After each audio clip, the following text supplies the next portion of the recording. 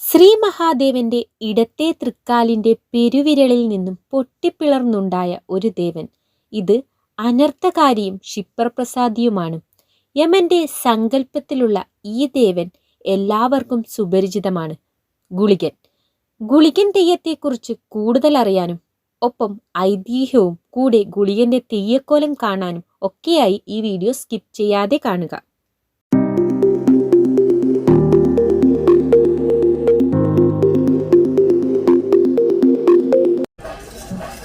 ഉത്തര കേരളത്തിലെ കാവുകളിൽ ആരാധിക്കുന്ന ഒരു പ്രധാന ദേവനാണ് ഗുളികൻ.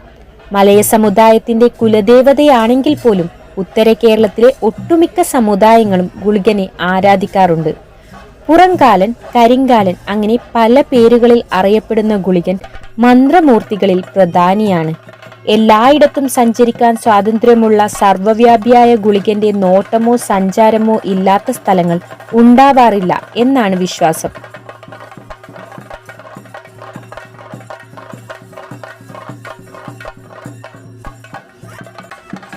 ജനന മരണങ്ങളുടെ കാരണഭൂതൻ എന്ന നിലയിലും ഗുളികന് മുഖ്യസ്ഥാനമുണ്ട്. ഉച്ചയ്ക്കും സന്ധ്യയ്ക്കും പാതിരാ നേരത്തും നടന്നു വാഴ്ച ചെയ്യുന്ന ഒരു ദേവൻ കൂടിയാണിത്. ഗുളികന്റെ പ്രത്യക്ഷ ദർശനം മരണത്തിന് കാരണമാകും എന്നാണ് വിശ്വാസം.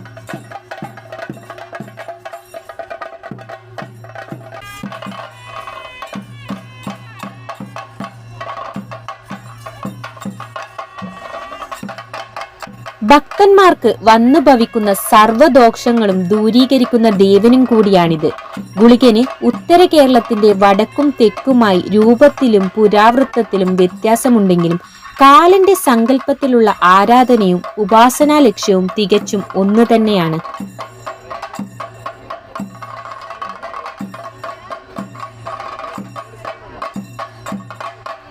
വടക്കൻ കേരളത്തിലെ തെയ്യത്തെ പോലെ സമാന അനുഷ്ഠാന കലകളായ തിറയിലും തുളുനാട്ടിലെ ഭൂതക്കോലത്തിലും ഗുളികനെ കെട്ടിയാടാറുണ്ട്.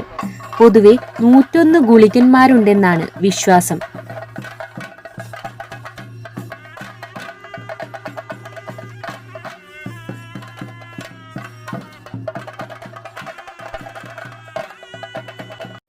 ഇതിൽ തെക്കൻ ഗുളികനെ കാലഗുളികൻ എന്നും വടക്കൻ ഗുളികനെ മന്ത്രഗുളികൻ എന്നും പറയപ്പെടുന്നു. ഇതുകൂടാതെ കരിങ്കുളികൻ, മാരണഗുളികൻ, ചൗക്കാർ ഗുളികൻ, രക്തഗുളികൻ, ചുവന്ന ഗുളികൻ ഇങ്ങനെ പല പേരുകളിലാണ് ഗുളികൻ അറിയപ്പെടുന്നത്. ഗുളികന് പിന്നിൽ ഒരു ഐതിഹ്യ കഥയുണ്ട്. അത് മാർക്കണ്ഡേയ പുരാവൃത്തവുമായി ബന്ധപ്പെട്ടിരിക്കുന്നു. മൃഗന്തു എന്ന മുനി പുത്രലാഭത്തിന് വേണ്ടി ഏറെക്കാലം പരമശിവനെ തപസ് ചെയ്തു. ഒടുവിൽ പ്രത്യക്ഷനായ പരമശിവൻ അദ്ദേഹത്തിന്റെ ആഗ്രഹം കേട്ടപ്പോൾ ചോദിച്ചു, 100 വയസ്സുവരെ ജീവിക്കുന്ന മന്ദബുദ്ധിയായ മകനെ വേണോ അതോ 16 വയസ്സു മാത്രം ആയുസ്സുള്ള മഹാപണ്ഡിതനായ ഒരു മകനെ മതിയോ എന്ന്.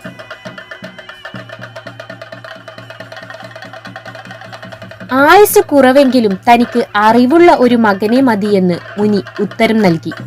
അതുപ്രകാരം തനിക്കു പിറന്ന മകന് അദ്ദേഹം മാർക്കണ്ഡേയൻ എന്നു പേരിട്ടു. അച്ഛനമ്മമാരുടെ കണ്ണിലുണ്ണിയായ മകന് 16 വയസ്സു തികഞ്ഞപ്പോൾ മാതാപിതാക്കൾ അവനെയോർത്ത് വിലപിക്കാൻ തുടങ്ങി.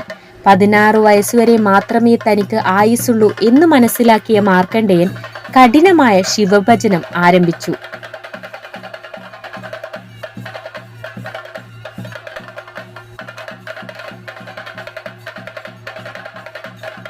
ശിവലിംഗത്തിനു മുന്നിൽ മന്ത്രം ചൊല്ലി മാർക്കണ്ഡേയൻ പ്രാർത്ഥനാനിരതനായപ്പോൾ മരണദേവനായ കാലൻ കാലപാശവുമായി പോത്തിൻ മുകളിലേറി വന്നു.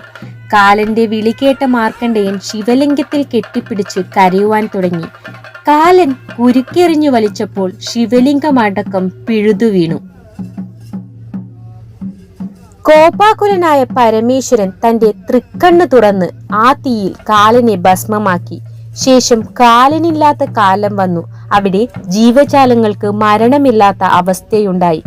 ഇതിനെ തുടർന്ന് പരമശിവന്റെ അനുഗ്രഹത്തോടുകൂടി അദ്ദേഹത്തിന്റെ ഇടത്തെ തൃക്കാൽ പെരുവിരലിൽ നിന്നും പുനർജനിച്ച കാലനാണ് ഈ ഗുളികൻ എന്നാണ് ഐതിഹ്യം.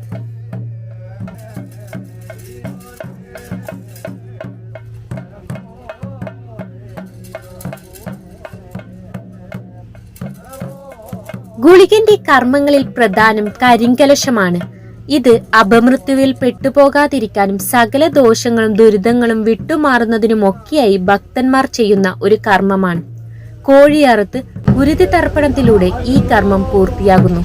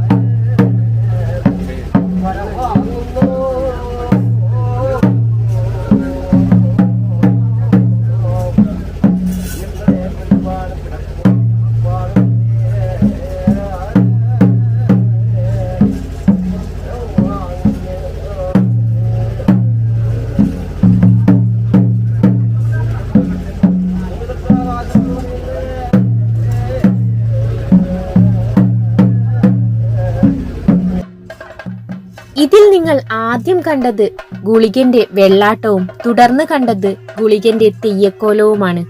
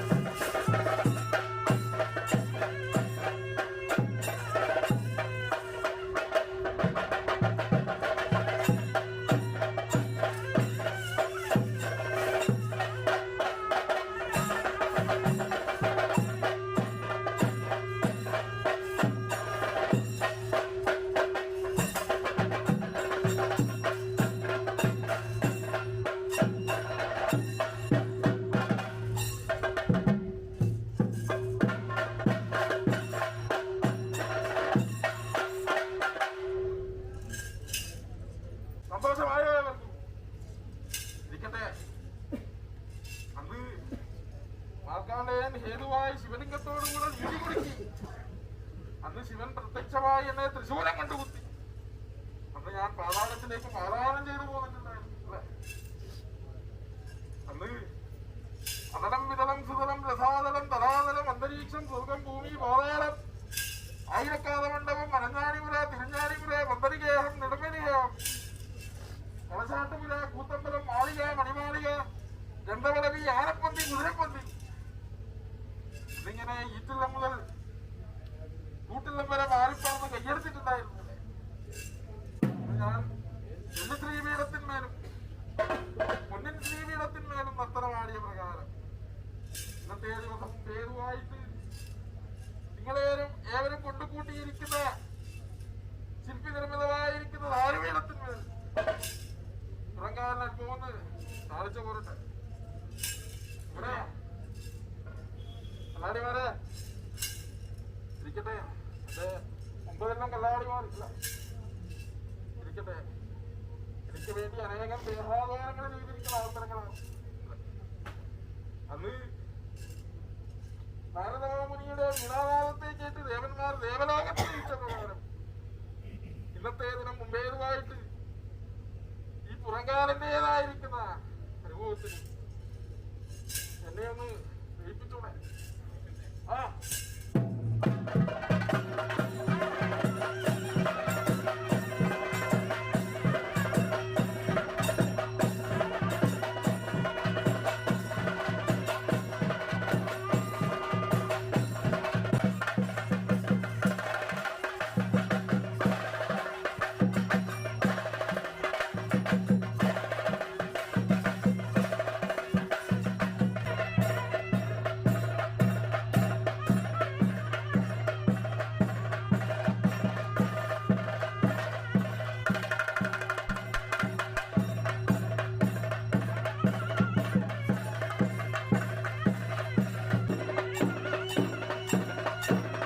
ഇത് കണ്ണൂർ ജില്ലയിലെ ഒരു കാവിൽ കെട്ടിയാടിയ ഗുളികൻ തെയ്യമാണ്. ഇതുപോലെ മറ്റൊരു തെയ്യക്കോലവും അതിനു പിന്നിലെ ഐതിഹ്യ കഥയും ഒക്കെയായി വീണ്ടും കാണാം. നന്ദി.